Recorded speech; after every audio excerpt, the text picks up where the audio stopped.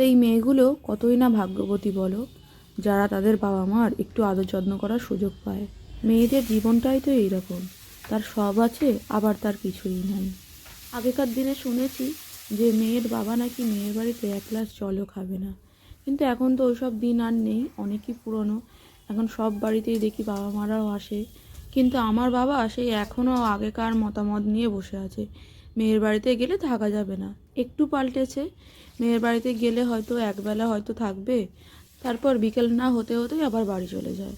কোনো দিন এরকম হলো না যে বাবা আমাদের বাড়িতে এসেছে, একদিন পুরো গোটা দিন থেকেছে। বাবাকে আমাদের এখানে সব জায়গায় ঘোরাতে নিয়ে গেছি, বাবা কি খাবে বলো, এবেলা ওবেলা ধরে রান্না করেছি। এরকম ভাগ্য এখনও আমার হয়নি। যাই হোক বন্ধুরা, তবু মা আসে, আর মা আসলে তো আমার খুবই ভালো লাগে। তাই সেদিনটা মাকে কি খাওয়াবো, মা আর আমি কোথায় মিলে যে ঘুরতে যাব, এই সমস্তই প্ল্যান করি। আর সারাদিন তো বাড়িতে একা একাই থাকি, তাই মা আসলে বেজায় আনন্দ লাগে। তো বন্ধুরা, আজকের এই ভিডিওটা হলো 26শে জানুয়ারির ভিডিও। সেদিনকে একটু রান্না করেছিলাম মটন। তো সেদিনকে তো আর আপলোড করে উঠতে পারিনি, কারণ মা ছিল, কদিন ব্যস্ত ছিলাম, যেটা বললাম আর কি। মা আসলে এখানে একটু যাই, ওখানে একটু যাই, মা আসলে ভালো লাগে, গল্প করতে করতে কেটে যায়।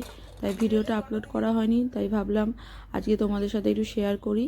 তো বন্ধুরা, ভিডিওটা যদি ভালো লেগে থাকে অবশ্যই জানিও। তো চলো, টাটা।